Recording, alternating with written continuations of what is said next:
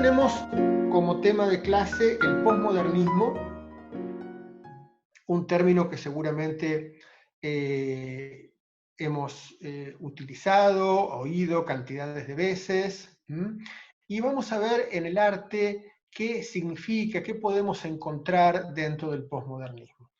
En primer lugar, vamos a ubicarnos en las décadas del 60 en adelante, del 60 al 90 inclusive, en general, y vamos a encontrar que en este periodo, porque no es un movimiento artístico el posmodernismo, es un periodo de la historia que se supone que se recorta de la modernidad a partir justamente de una desilusión, de una gran desilusión.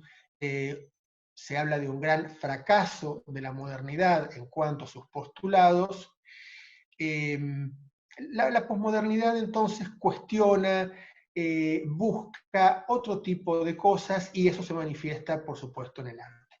Solo que en el arte se manifiesta a través de una enorme cantidad de individualidades, a través de una enorme cantidad de formas, de estilos, de variantes.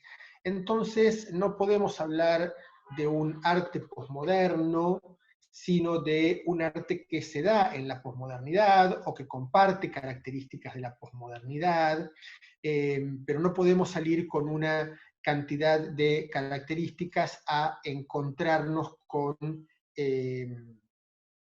un arte típico de este momento. Hay muchas situaciones, hay muchas instancias a lo largo de estos 30 años, que si van de los 60 a los 90, aunque no termina y sigue hasta este momento también.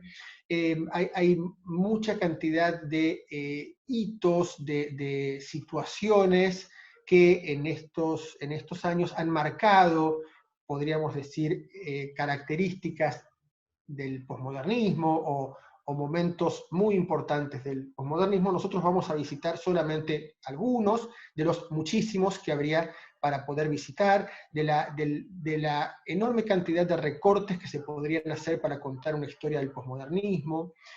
Así que la clase de hoy es una pasada por algunas propuestas que se dan en el posmodernismo, y quiero ensayar aproximarnos a una nueva lógica de análisis de obra que el posmodernismo de alguna manera estaría solicitando al espectador.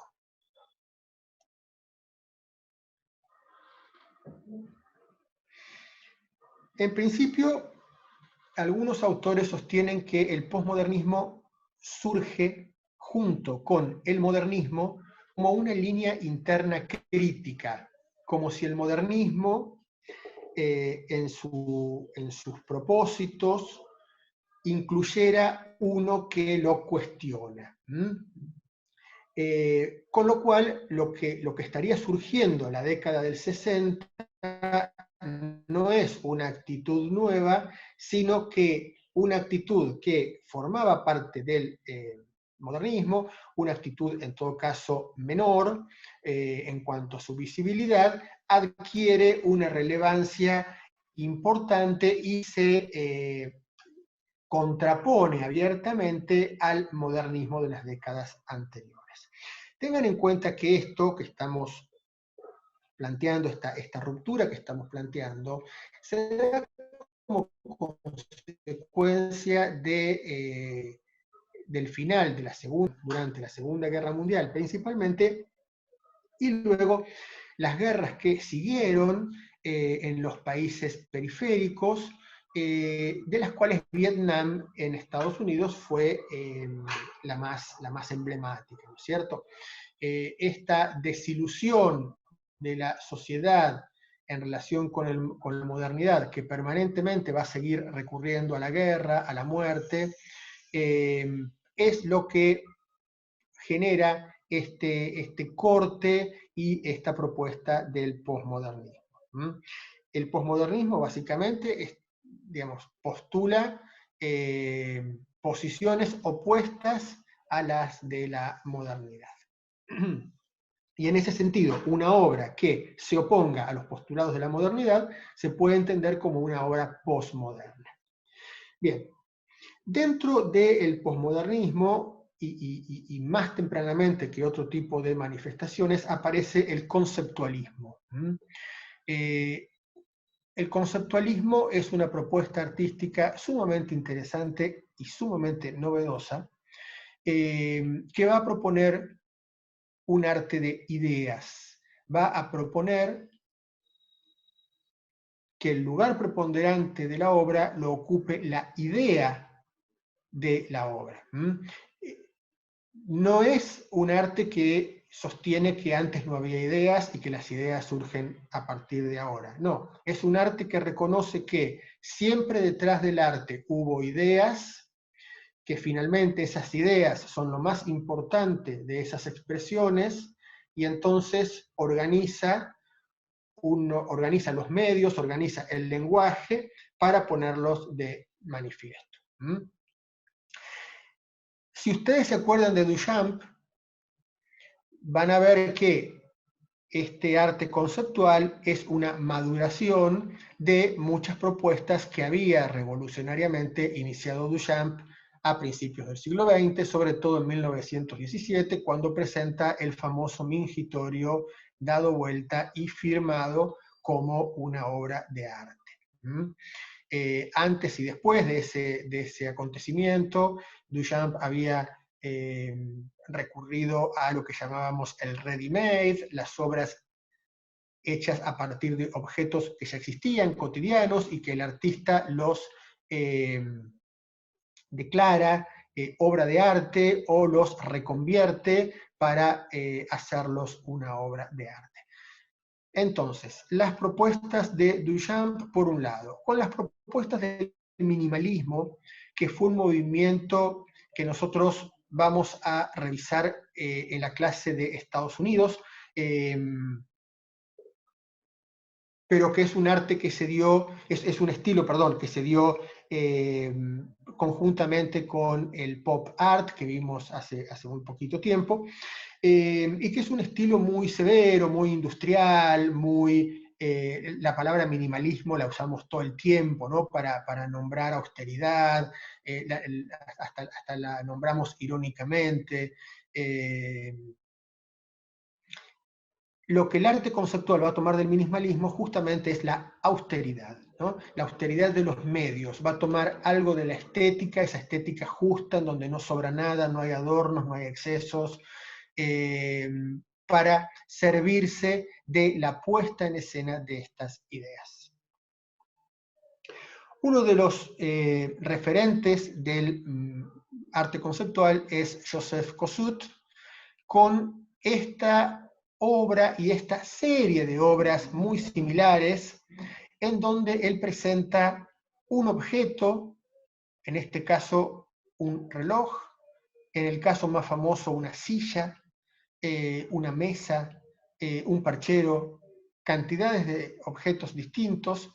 Junto al objeto presenta una fotografía del objeto, y junto al objeto y a la fotografía del objeto propone la definición escrita del objeto, ¿sí? La definición lingüística del objeto, la que está en el diccionario, en este caso la definición de reloj. Y esa es la obra. El objeto, la foto del objeto, la definición del objeto. Y la pregunta sería, ¿cuál es el objeto? ¿Dónde hay más reloj? En la representación del reloj, en la definición del reloj. Y acá empieza un ciclo de cuestionamientos al infinito, muchas veces circular, en el sentido de que no tiene resolución, y que justamente el interés que tiene es plantearnos cuestiones que tienen que ver con el lenguaje, cuestiones que tienen que ver con el significado, cuestiones que tienen que ver con la obra como un significante. Y esto es lo que vamos a intentar trabajar un poco hoy, en el sentido de ver las obras como una cantidad de elementos que el artista nos propone y que nosotros, como espectadores, tenemos competencias para hacer lecturas de esa obra, para llegar a propias significaciones y conclusiones de lo que el artista está proponiendo, en un planteo mucho más abierto, mucho más intervenido, interferido por el contexto en el cual cada uno de nosotros como espectador se está desarrollando.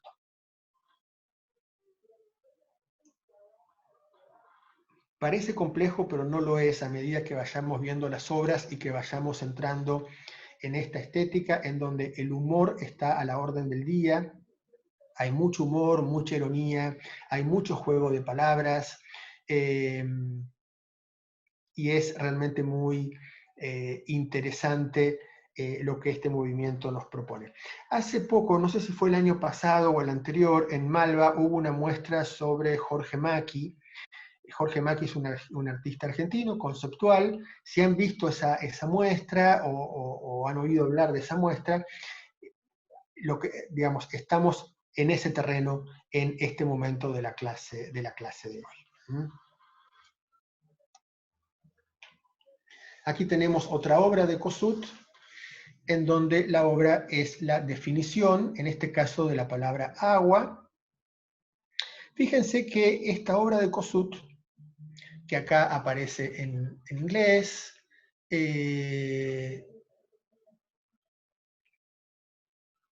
yo esta imagen la saqué del Guggenheim de New York, como dice ahí abajo.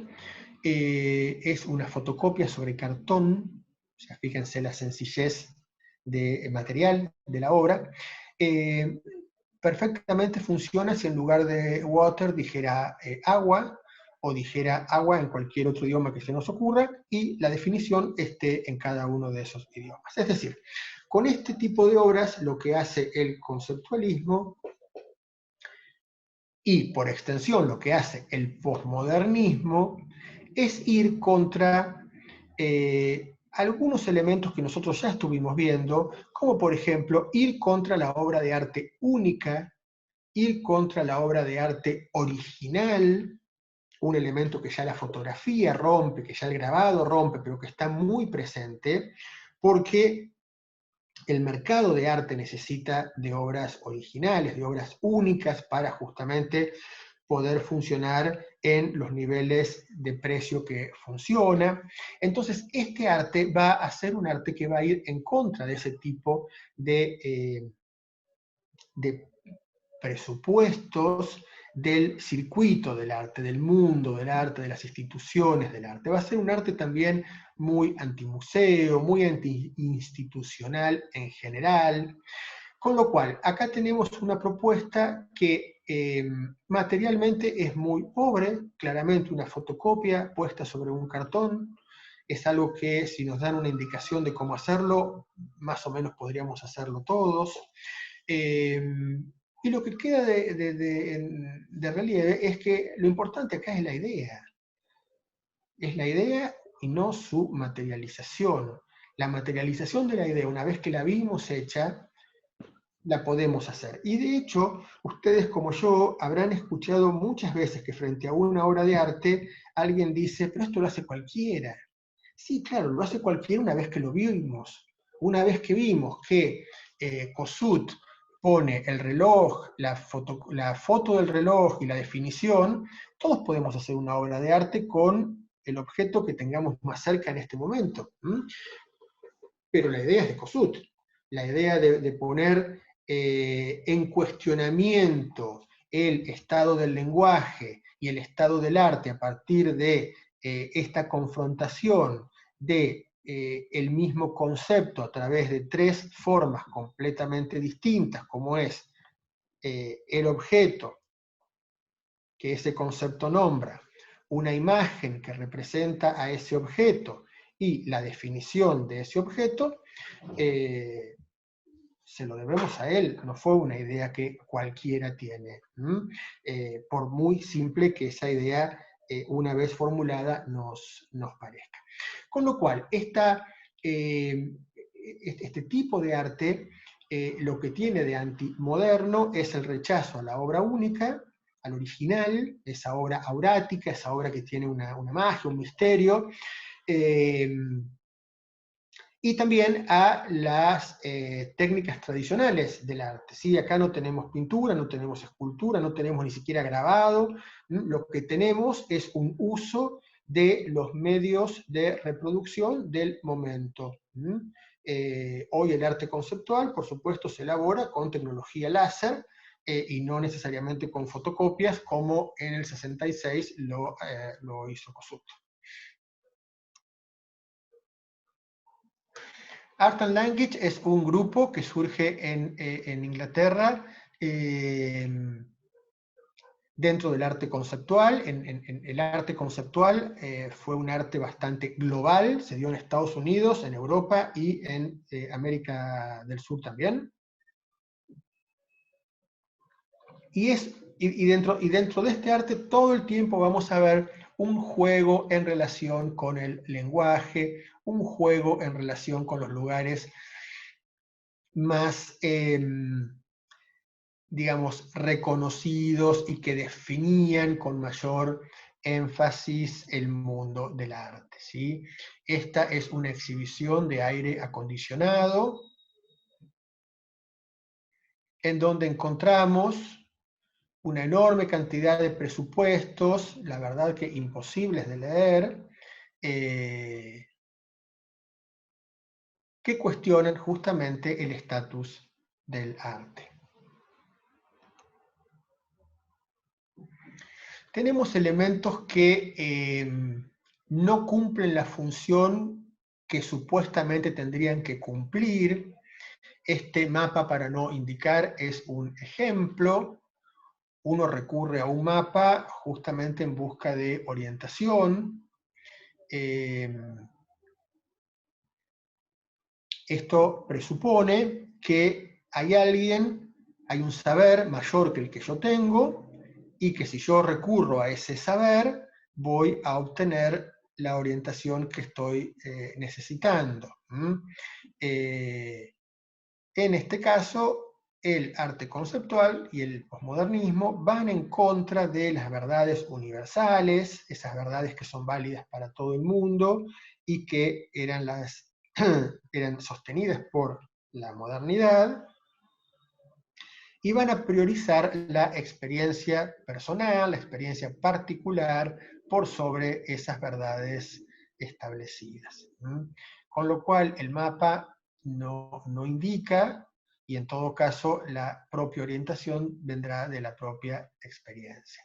Fíjense que materialmente también es una obra muy, muy sencilla, es un grabado sobre papel.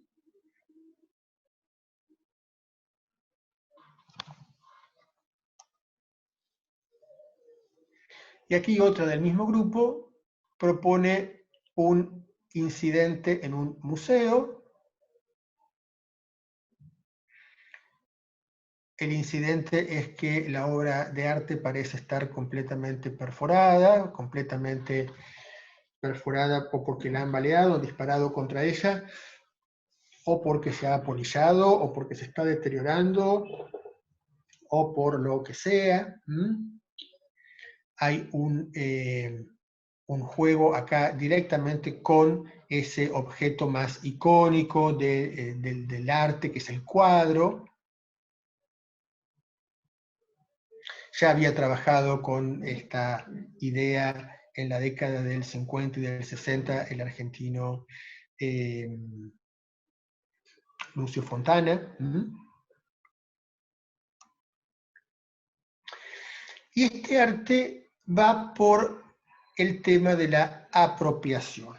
Estamos hablando de la primera generación de artistas que nació con televisión, ¿sí? Estos artistas de chicos miraban televisión, estos artistas de chicos en su casa recibían las primeras revistas semanales, de moda, de noticias, de interés general, de coleccionismo, de lo que fuera, esa enorme cantidad de revistas que en la década de la posguerra empezaron a aparecer, la explosión de lo que llamamos los medios de comunicación masivas.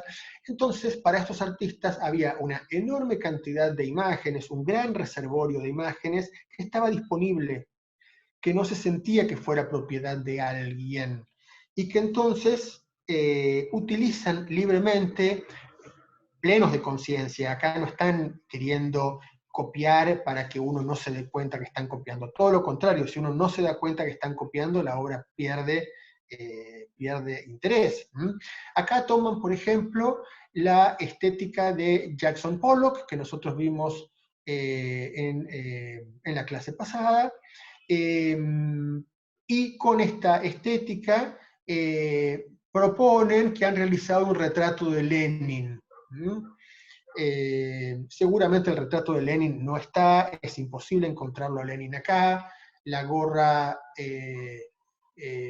tendrá que ver con algún elemento que uno pueda identificar como una gorra o no dentro de esta composición, pero lo cierto es que hay un recurso deliberado a ir a la obra de Pollock, obra emblemática de la modernidad, reutilizarla con un sentido completamente distinto a ese sentido de la pintura de acción, de la expresión, de la furia, de la energía con la que fue utilizada en su momento. Lo mismo pasa con el cuadrado negro de Malevich, que acá son dos cuadrados negros, y que son obras que tenemos que entender como un cuestionamiento justamente de esas grandes obras icónicas de la modernidad, esos grandes movimientos dentro de la modernidad que parecían encerrar una, digamos, solución al problema del arte, al problema de la representación, y que acá van a ser apropiados, apropiación es la palabra, el término más exacto, van a ser apropiados por parte de los artistas para exponerlos en contextos completamente diferentes y mostrar que en contextos diferentes tienen otro tipo de significados.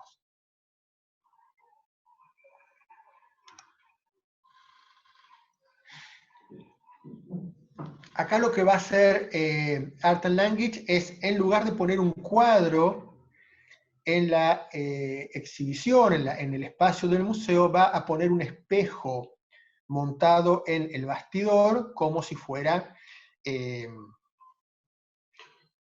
un objeto. Y entonces lo que uno va a poder ver en ese espejo es lo que esté reflejando del resto de cosas que hay en la sala. La misma propuesta está en esta línea de Michelangelo Pistoletto, en donde lo que hay en la sala es un espejo que refleja a la obra que tiene enfrente. En este caso, la obra que tiene enfrente es una obra de Magritte. Y además tiene este juego de la fragmentación, una fragmentación que, como muchas cosas que vamos a poder ver dentro del conceptualismo, tiene una deuda con cierto humor que podemos encontrar en el surrealismo. ¿Hasta acá estamos bien, Mabel? Sí, hay ¿Sí? algunas preguntas. Bueno. Dice, en relación a la guerra, postura de oposición, ¿no pasó lo mismo con el Dada, con el dadaísmo? A ver, más o menos, a ver, sí, el dadaísmo surge en los albores y durante la Primera Guerra Mundial. Es una ruptura súper importante y uno de los personajes que justamente más se identifican con los movimientos dadaístas es Duchamp. ¿Mm? Eh, El tema es que Duchamp había estado viviendo en los Estados Unidos, digamos, era un frecuentador de la escena norteamericana, y entonces la tradición duchampiana en Estados Unidos ha sido mucho más fuerte que la tradición del Dada europeo. ¿Mm? Pero sí, el movimiento justamente digamos, del arte posmoderno en general es, es similar al Dada, solo que con otro tipo de búsquedas. El Dada era un movimiento sumamente caótico, este movimiento no es caótico, y el Dada era un movimiento nihilista, ¿sí? Era destrucción simplemente de todo lo que se ponía por delante. En cambio, en el arte de la posmodernidad, no va a haber destrucción, sino va a haber un gran cuestionamiento y va a haber una emergencia, es decir, una aparición, una puesta en escena enorme de las minorías. Minorías en cuanto a la raza, minorías en cuanto a la sexualidad, minorías en cuanto a la religión, y minorías en general que podemos nombrar. Después nos preguntan si las obras conceptuales tienen un mercado que las compre. Tienen un mercado que las compre, más allá de que la obra conceptual todo el tiempo está haciéndole guiños en contra al mercado, pero hay un mercado que las compre, que las consuma, muchas veces no en forma de un cuadro, de un objeto, ¿sí? Sino a veces en forma de material impreso. Claro, perfecto. Y hay una pregunta más que nos dice si el arte conceptual va destinado a la interpretación de individualismos, de contrariedades, de resistencias al arte tradicional. Sí, sí, el arte conceptual justamente lo que propone es un gran cuestionamiento eh, al arte establecido, a este arte que ya, digamos, había renovado enormemente sus postulados, pero hay nuevos cuestionamientos que tienen que ver con una toma de conciencia de la importancia del contexto, ¿sí? Del contexto en el cual cada uno de nosotros, en qué momento estamos mirando esa obra, y qué nos está a nosotros diciendo esa obra en este momento en particular. Perfecto. A ver si ¿Seguimos? hay una más. Ah, Hay una más que dice si el arte se vuelve más elitista, a ver si lo leí bien, elitista, difícil de entender el común de la gente. a ver, un poco sí. Yo no diría la palabra elitista, diría difícil. Sí, el arte se vuelve un poco más difícil. ¿Por qué? Porque requiere otro tipo de competencias para ser abordado. Y de eso es de lo que un poquito vamos a hablar ahora en un rato. Dale. Claramente este arte que rechaza al arte de la modernidad, eh, esta sociedad que está atravesada por imágenes, ya no imágenes de arte, sino imágenes, requiere de parte nuestra otro tipo de competencias, otro tipo de postura que lo que se requería en los momentos previos. Eh, Alejandro, sí, perdón, lo que antes respondiste, ¿te referís a que el posmodernismo tiene más en cuenta el contexto propio del artista o el contexto del espectador en el momento en que mira la obra? las dos cosas, porque digamos, en la obra que se da en el posmodernismo va a aparecer muchísimo la situación personal del artista, en los casos en los que el artista quiera, por supuesto, ¿no es cierto? Expresar situaciones de tipo personal. Pero además está digamos, la situación en la cual está el espectador involucrado. Ah, gracias. Es un arte mucho más abierto, muchísimo más discutible, muchísimo menos concreto en el sentido de que es esto y no es aquello. que el arte que nosotros hemos visto hasta ahora. Y si hace falta un solo ejemplo para esto que estoy diciendo, es justamente la imagen que tenemos en la pantalla. Es una obra icónica de Piero Manzoni de la década del 60, y la obra se llama Mierda de artista, y lo que se supone que está enlatado dentro de esa obra y que el artista está promocionando como algo, como una obra de arte única, personal, absolutamente identificado con su forma de ser, es enlatar sus propios excrementos. ¿Sí? La gran pregunta es qué hay adentro de la lata no creo que nadie haya tenido el interés de abrirla. Lo que tiene en todo caso de mágico es pensar que efectivamente adentro de la lata hay excrementos del artista, o al menos que jugó con la idea esta de que sus excrementos enlatados con una firma, con una fecha, con la especificación del producto que contienen, en 4 idiomas, es un objeto que el mercado puede llegar a codiciar. Fíjense que esta obra es una gran burla, una gran ironía del mundo del arte. ¿Sí? Ahora, es una ironía del mundo del arte desde el mundo del arte. ¿Sí? Esta obra es una obra de arte, es una obra que ha cotizado en los mercados, es una obra, fíjense que yo la estoy extrayendo, la imagen de la colección de la Tate. Los principales museos de arte moderno o contemporáneo seguramente tienen una de las 90 latas seriadas y numeradas que realizó Manzoni. Son gestos, más allá de si efectivamente, digamos, más allá de qué hay adentro de la lata, son gestos. Esta lata, si ustedes se acuerdan de Duchamp y de la ampolla en donde había aire de país, por ejemplo, no es muy distinto el recurso que el artista utiliza,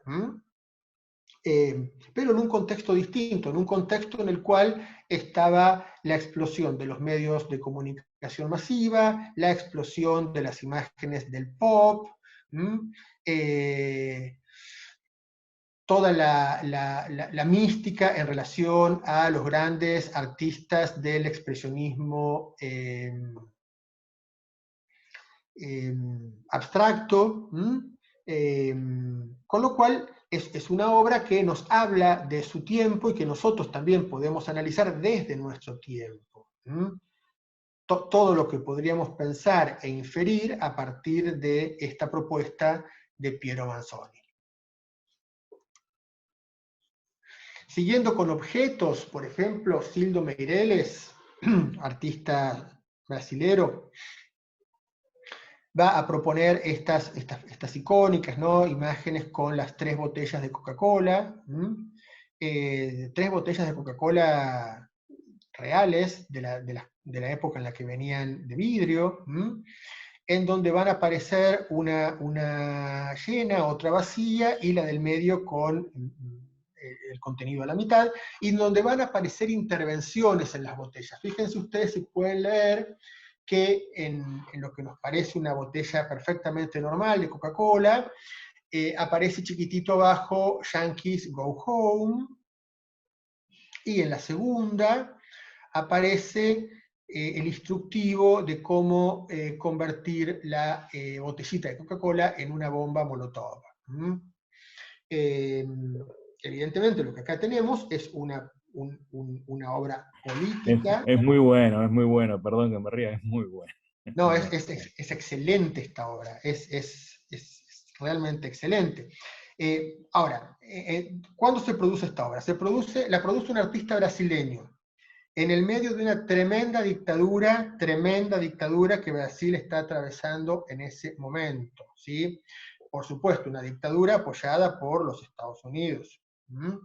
Entonces, como una forma de crítica política, fíjense con qué sutileza toma el producto más emblemáticamente norteamericano que atraviesa digamos, nuestra cotidianidad, que es la Coca-Cola, y organiza estos ritmos, estas intervenciones muy sutiles dentro de la botella. Es un mensaje adentro de la botella, también jugando con esa imagen ancestral de tirar la botella al mar con un mensaje en el interior. Es una obra realmente fantástica la de Meireles, una obra política, crítica, con muy poco, ¿sí? Con muy pocos gestos. Todos podemos ir y tomar 3 botellas de Coca-Cola y hacer algo parecido. O sea, la idea es muy simple, la resolución de la idea es muy simple, y la idea es fantástica en cuanto a cómo expresar en una estética que, digamos, deudora del minimalismo, o sea, con los menos recursos posibles, esta fuerte crítica política.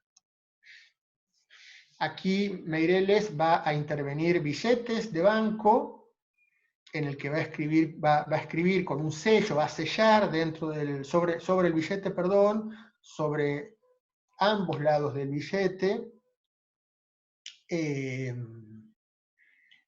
distintas consignas, ¿no? Acá volvemos a tener a los Yankees Go Home. Esto lo he hecho con billetes de todas partes. Evidentemente en un cuestionamiento al nuevo orden mundial, ¿no? a esto que... una crítica a la modernidad, justamente. Esto quizás es una obra sumamente clara para poder definir qué es lo posmoderno. Lo posmoderno es esta crítica que se hace de la modernidad, de los valores que presuntamente continúa sosteniendo, representando, defendiendo la modernidad.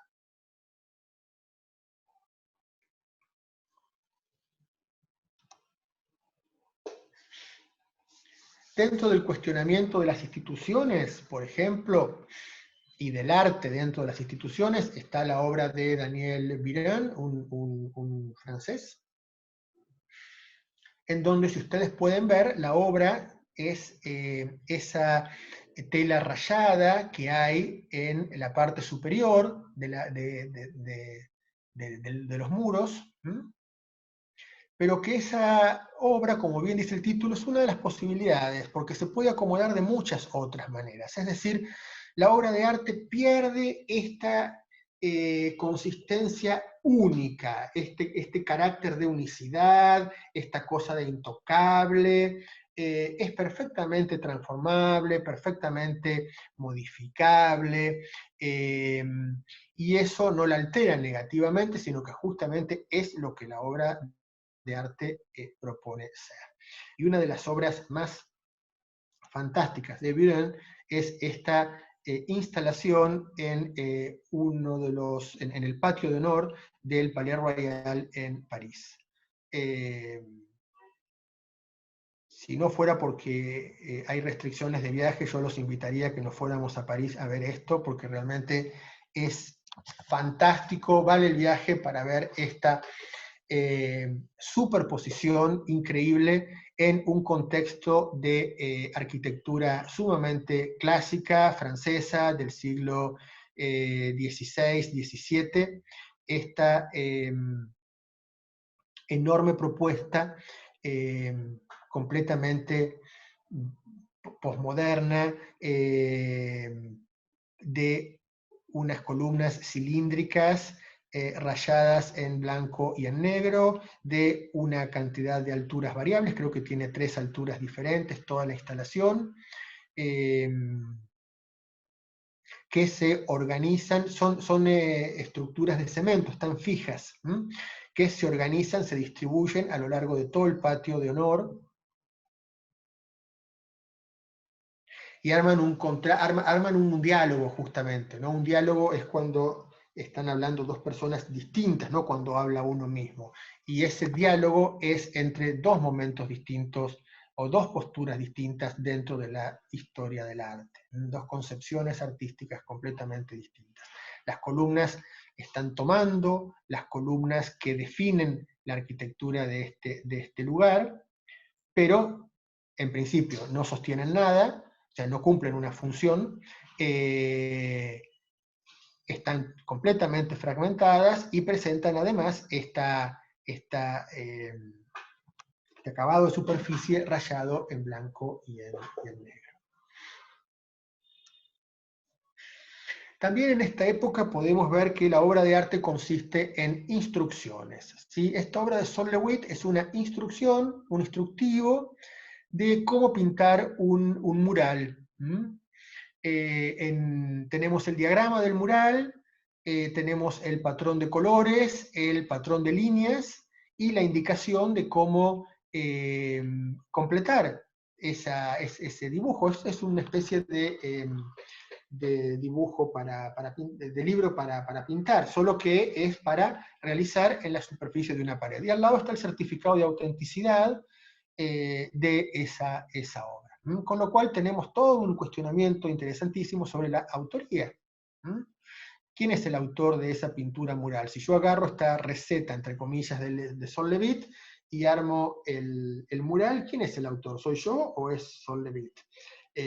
Claramente la idea no fue mía, ¿sí? Yo seré el autor material, pero hay una idea, una concepción que la tuvo otro artista. Fíjense qué interesante, cómo estas ideas no son muy distintas de las ideas que surgieron en el Renacimiento cuando se discutía el estatus del artista, si el artista era un artesano o era un intelectual.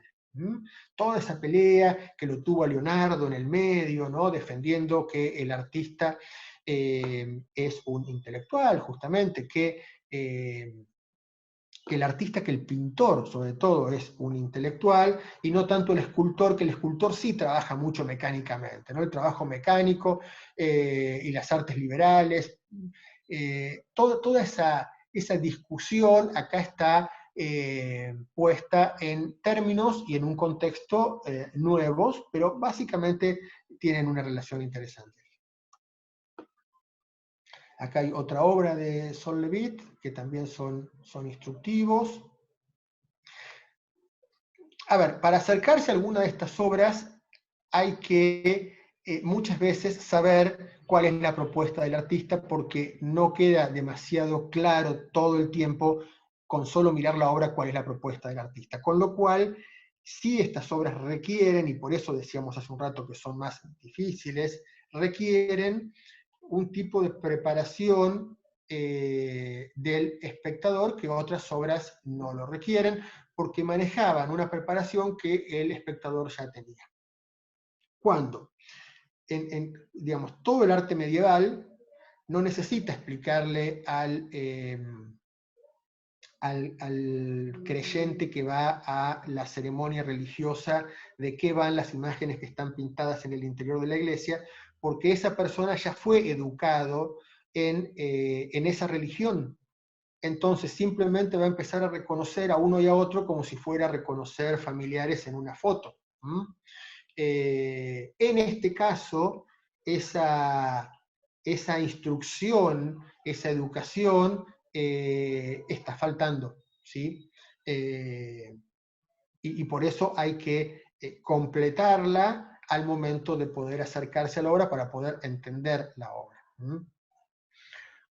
Este trabajo de Craig Martin es la distribución en el espacio de 4 cajas con sus tapas revertidas, ¿sí? Lo que las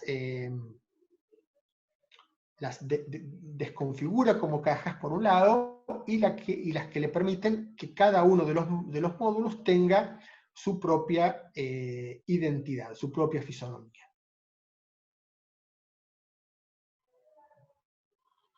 Por supuesto que cualquiera podría ir y organizar esto de otra manera y la obra no se alteraría, ¿sí? Seguiría haciendo justamente una propuesta en donde, a partir de la variación de un elemento, que en este caso son las tapas de las cajas, esos 4 elementos se configuran como una obra diferenciada.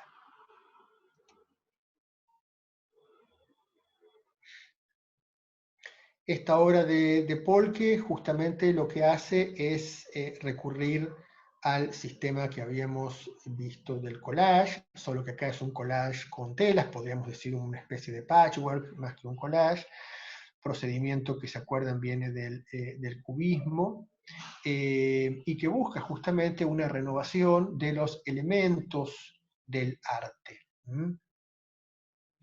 El textil es un elemento siempre presente en el arte a través de la tela que se imprime y que el artista pinta encima.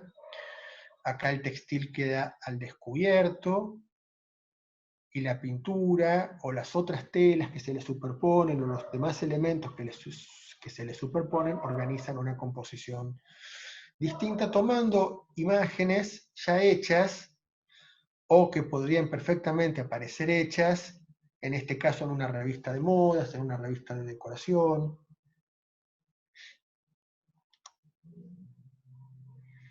Acá la tela, muy también a la manera de los trabajos de Fontana, organiza a partir de un pliegue su propio volumen, su propia profundidad, su propia entidad, además.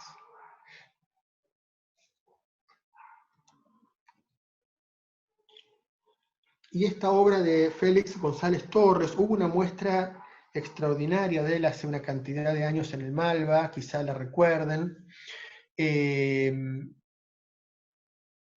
Aquí, justamente en relación con la obra de arte única, González Torres lo que propone es una pila de obras impresas para que el espectador se las lleve.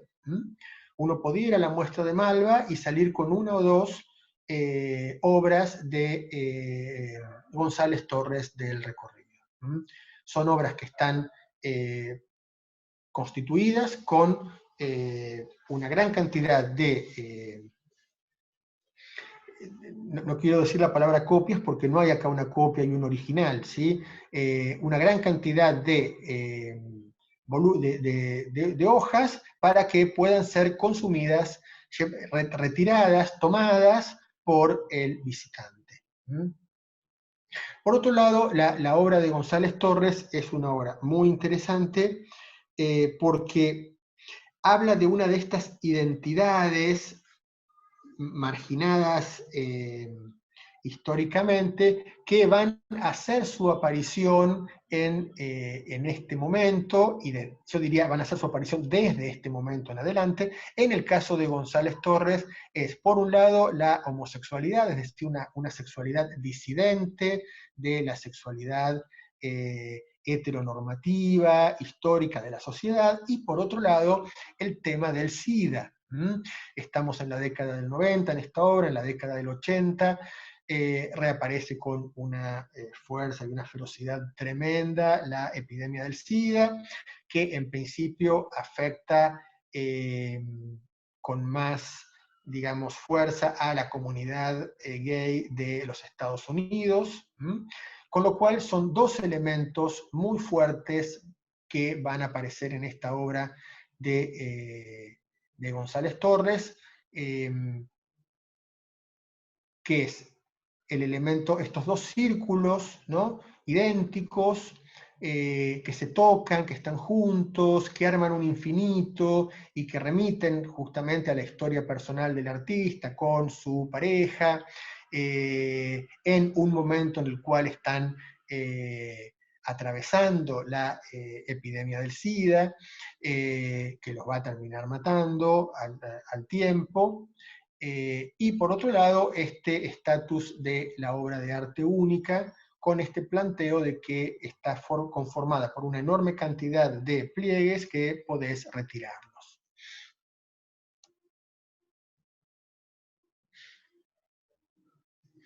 El lenguaje, que no es transparente, el lenguaje va a atravesar todo el tema del arte conceptual, justamente la no transparencia del lenguaje, la polisemia, es decir, la enorme cantidad de significados distintos que pueden tener las mismas palabras organizadas más o menos del mismo modo. Mel Bochner es uno de los artistas así muy importantes de esta época. Y acá, fíjense qué interesante esta obra de Brothers, que toma un poquito esto, si ustedes se acuerdan, las obras de Magritte, en donde cuestionaba y jugaba con el lenguaje.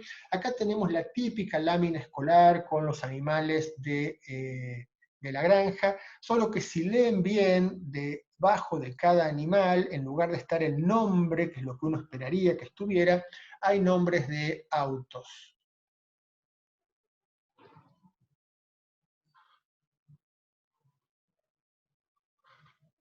Todo un cuestionamiento sobre el lenguaje y también todo un cuestionamiento sobre los valores de la sociedad contemporánea.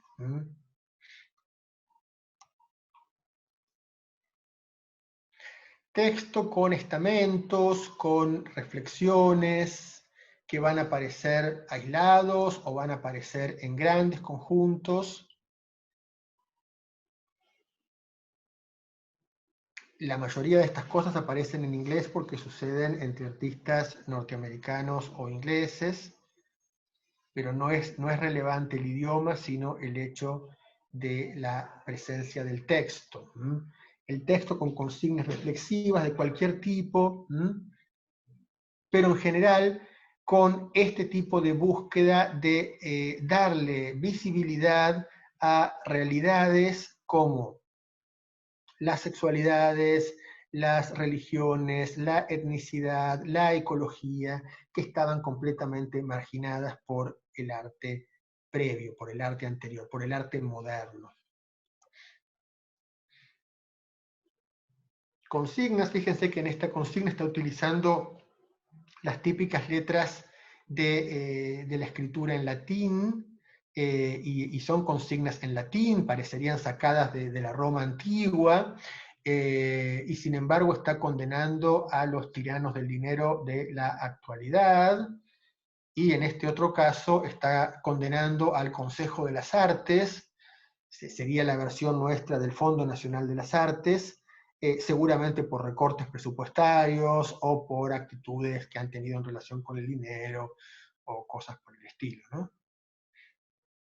Es una obra muy combativa políticamente, también en relación con las instituciones del arte.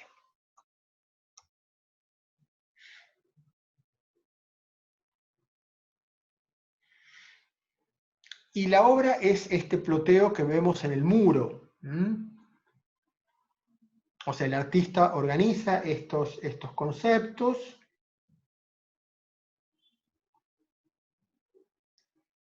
les da una identidad visual, y fíjense cómo esa misma identidad es reproducible para otras frases que el artista organiza,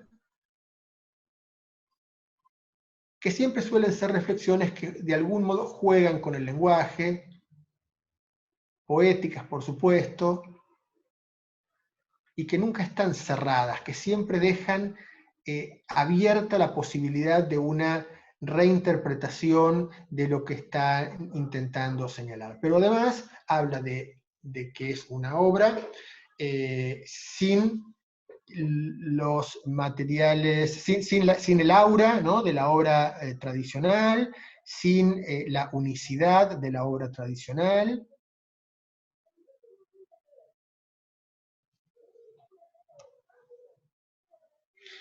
Y también hay una enorme tradición de el lenguaje puesto en neón, y las figuras también puestas en neón. En este caso, una obra que, digamos, propone apoyar la liberación de las plantaciones de coca.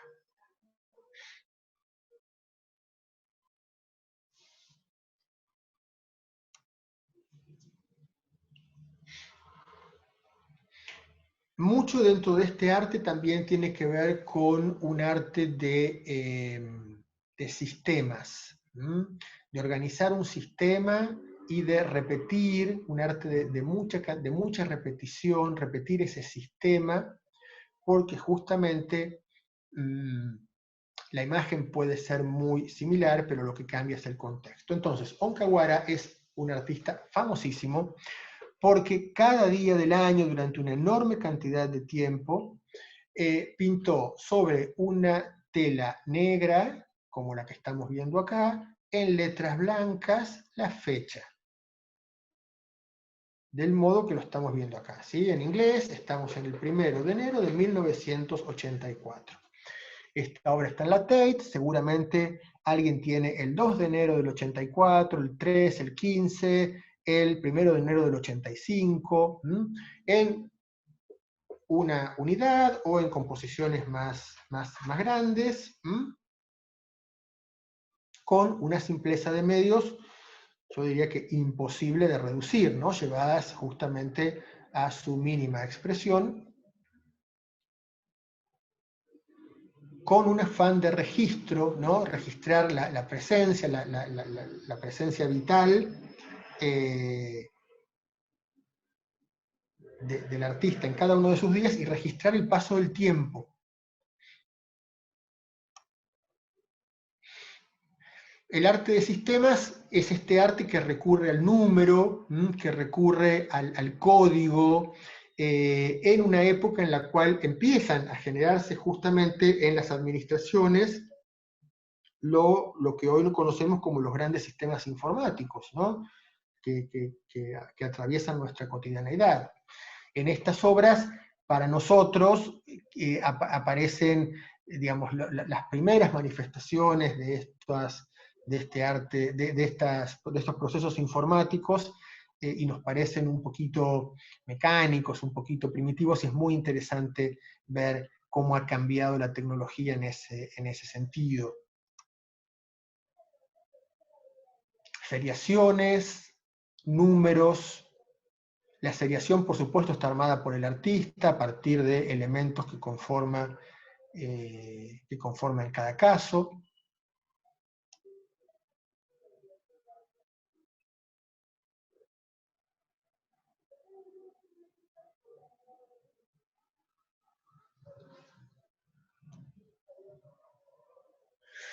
Un arte socialmente muy activo. Esto que vemos acá es un listado con fotografías de cada una de las cosas que está listando. Es un listado de las propiedades que un matrimonio tiene en Manhattan en el momento en el cual se exhibe la obra. Es un matrimonio, como ustedes pueden deducir, inmensamente rico, que es matrimonio rentista, tienen propiedades que arriendan, y hay toda una historia de maltrato a los inquilinos, y que esta obra está denunciando. La denuncia es exhibir la riqueza casi obscena de este matrimonio, unido a esta historia que circula en relación al maltrato que tienen con justamente la gente a partir de la cual están sosteniendo su imperio económico. Es un arte de listas también, no es un arte de investigación. Ha investigado cuáles son esas propiedades, se ha tomado el trabajo de fotografiarlas individualmente y de armar el listado que está delante nuestro. Muy famosas en la historia de la fotografía son las investigaciones del matrimonio Becher, de Bern y de Hilde Becher, que recorrieron los Estados Unidos y otros lugares buscando vestigios de la industrialización que ya habían perdido su uso y que corrían riesgo de desaparecer a partir de a partir del progreso, ¿sí? Elementos que habían servido en una etapa anterior del proceso industrial, de la industrialización en diferentes lugares, y que fíjense que en todas las obras aparecen composiciones de los mismos elementos en distintos lugares y contextos, para hablar por un lado de esta uniformidad y de estas pequeñas variaciones dentro de la uniformidad y también del peligro de extinción de estos elementos que en muchos casos habían sido referenciales para una población.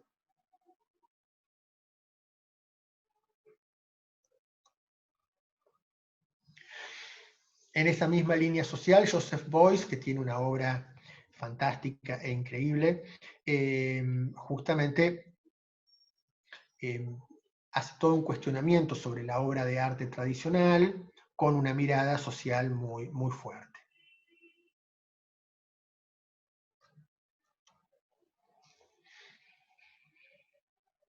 Gran parte de estas obras que nosotros estamos viendo se hicieron y funcionan, y es muy bueno verlas en series, porque esas series es como que organizan el lenguaje de ese artista, organizan la oración que ese artista está queriendo decir.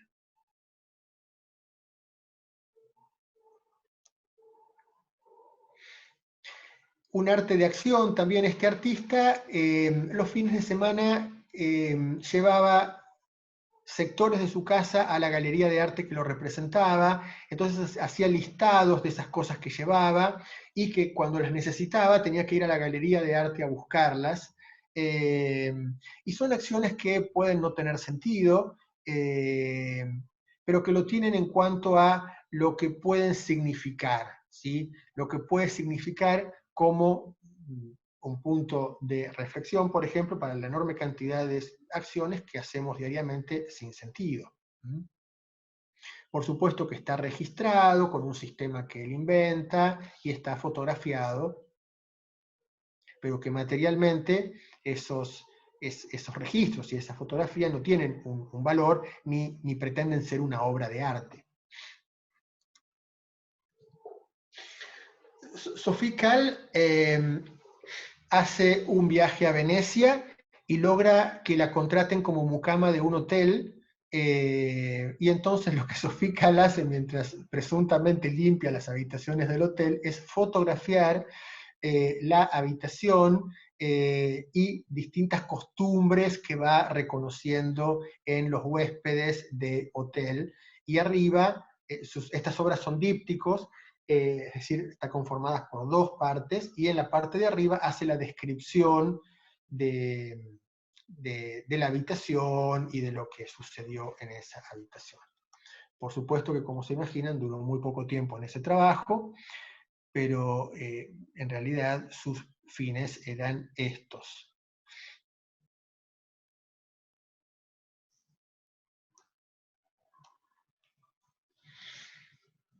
Y acá también, hasta a través de esta fragmentación, está investigando acerca de una obra de arte que fue robada.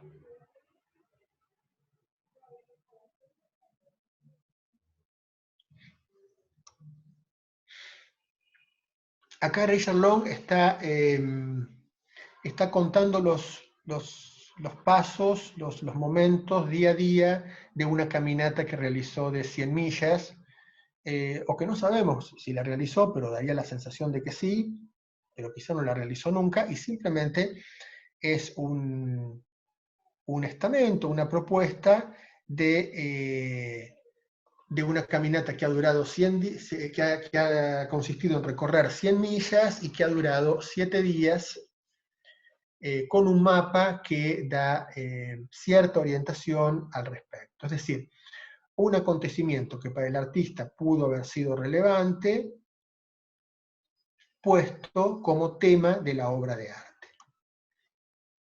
En este caso, Alice lo que propone son posibles comportamientos al caminar por las calles de Londres, ¿sí? Es también una serie, creo que son 9 las obras que componen esta serie. Esta que yo traje acá dice to give, que es dar, y la cantidad de cosas que uno puede dar en la calle, que es dar un saludo, dar una canción, dar un grito.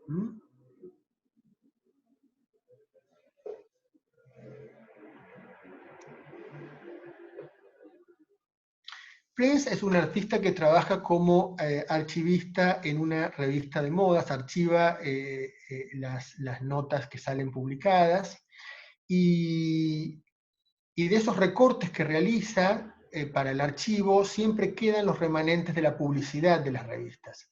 Y empieza a notar estas enormes similitudes de estereotipos que inundan las revistas de moda, y entonces lo que hace es cortar esas siluetas en donde busca el estereotipo más perfecto posible en cuanto a la repetición de la gestualidad, de la orientación, de la mirada, de la vestimenta, y los ubica en escenarios distintos, con ese desplazamiento que ustedes pueden ver, que genera como una sombra, porque no se trata de un intento de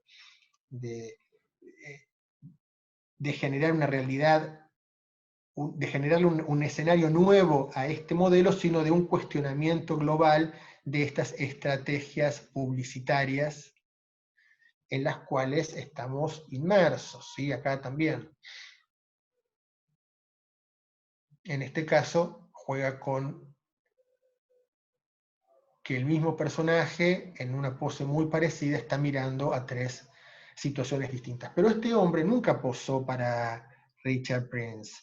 Este hombre ha sido el protagonista de 3 avisos publicitarios, de los que Richard Prince ha tomado las revistas, ha fotografiado ese archivo, esa publicidad, y ha realizado su intervención, su collage, en lo que consiste esta obra.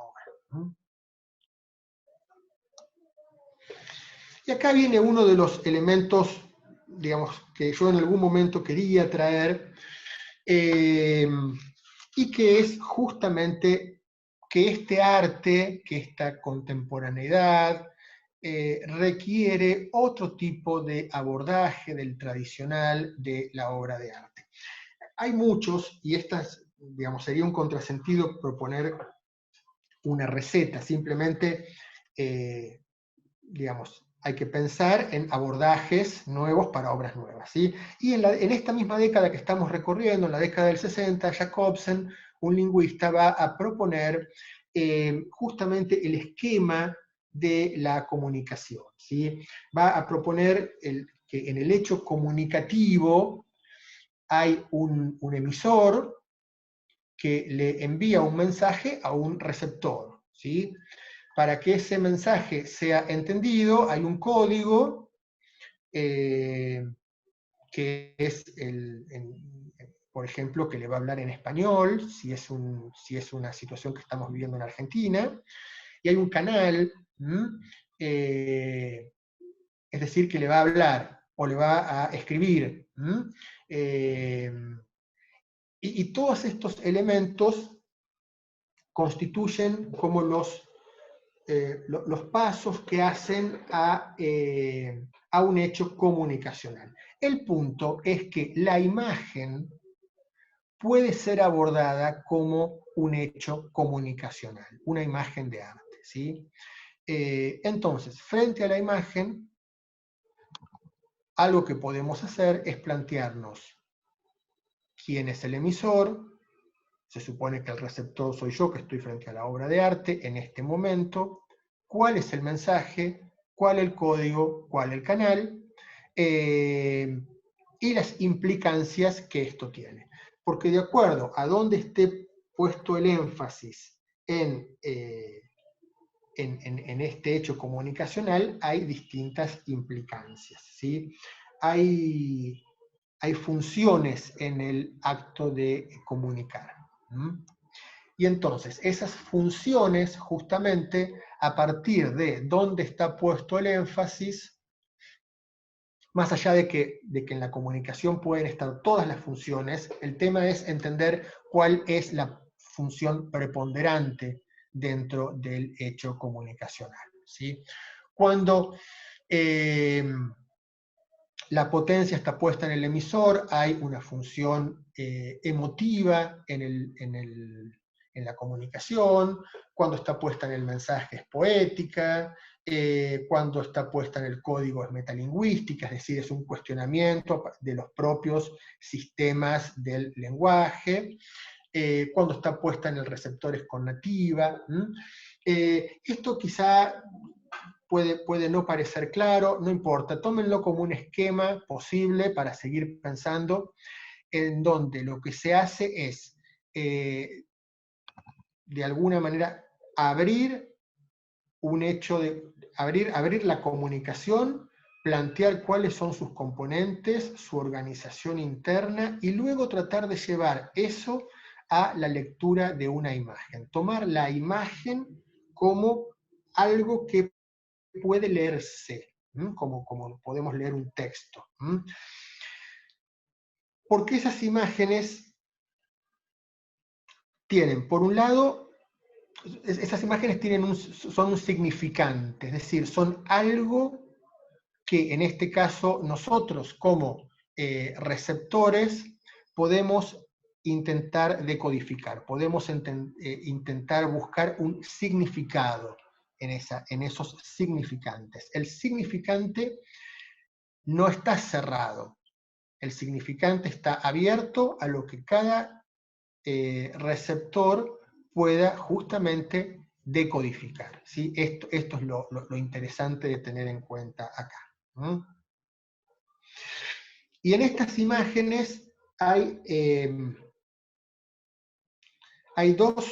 una serie de competencias que nosotros tenemos que desarrollar.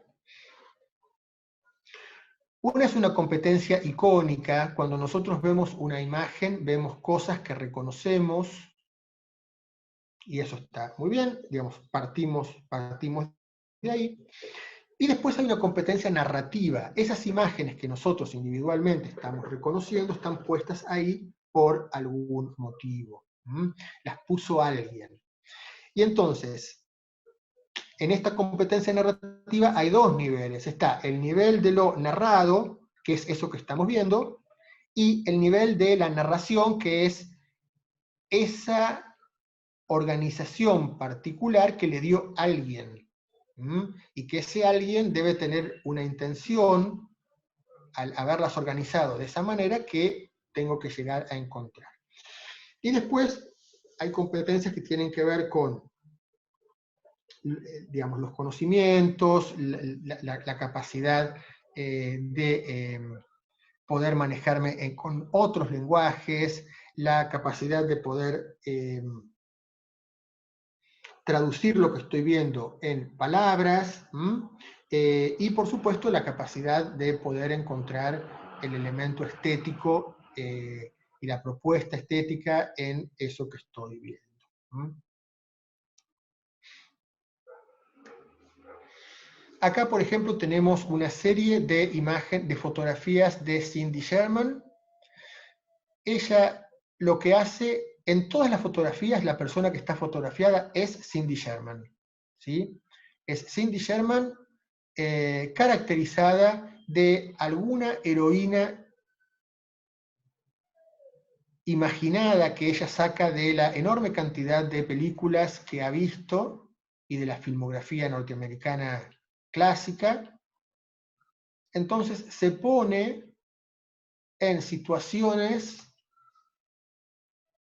de distintos personajes en distintos contextos urbanos. Es una serie enorme y tiene sentido justamente cuando uno ve la serie.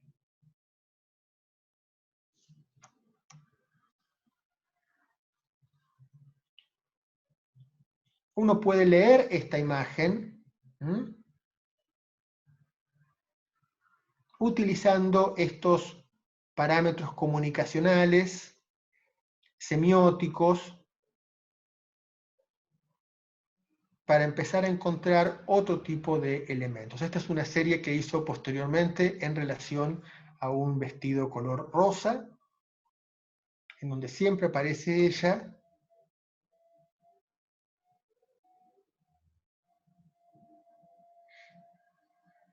En estas imágenes, por ejemplo, el acento está fuertemente puesto en el emisor, ¿sí? Que es el artista, en este caso.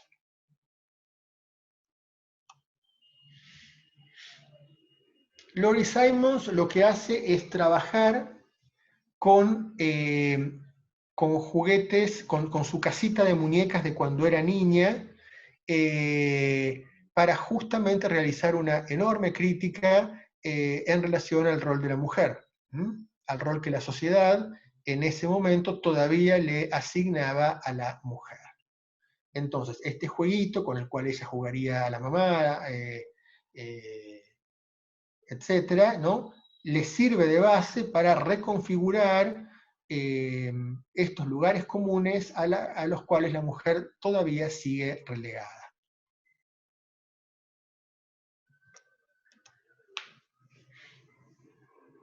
Jerry Levine lo que hace es fotografiar fotografías impresas en catálogos, ¿sí? Esta fotografía, esta imagen, es una imagen de la década del 30, las típicas imágenes fotográficas de la Gran Depresión en el oeste norteamericano, y lo que ella hace es fotografiar los catálogos en donde aparecen reproducidas estas imágenes, y por eso las nombra a partir de, no busca apropiarse de la autoría de esas obras, sino busca volver a traer estas obras en un contexto distinto.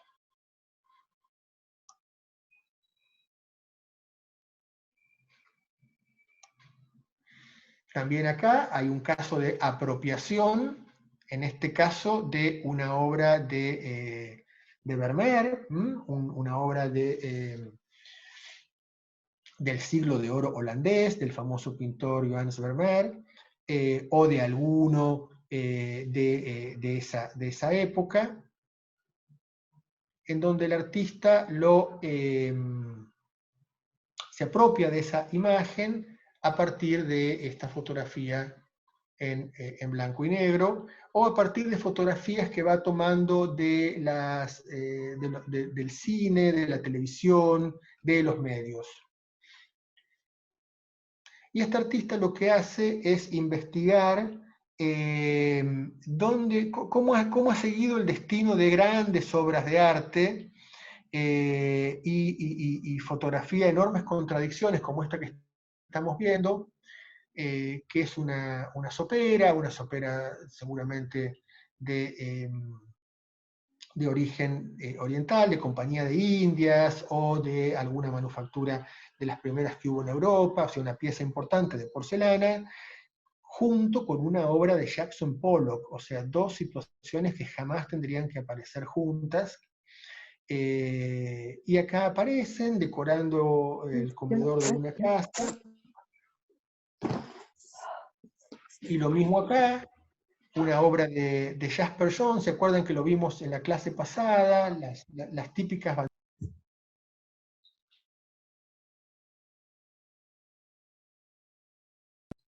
que Jasper Johns realiza, y acá puesta en la cabecera de una cama, o sea, se preocupa de mostrar cómo la obra cambia cuando sale del cubo blanco del museo y pasa a formar parte del entorno de la persona que la ha adquirido.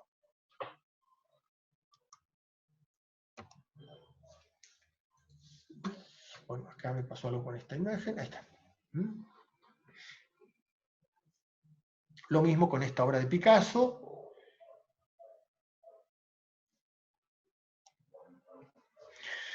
Y uno de los grandes nombres del arte conceptual es John Baldessari, en donde genera estas imágenes, en donde con unas grandes manchas de color nos da indicaciones en el título de la obra acerca de lo obvio, de lo que estamos mirando.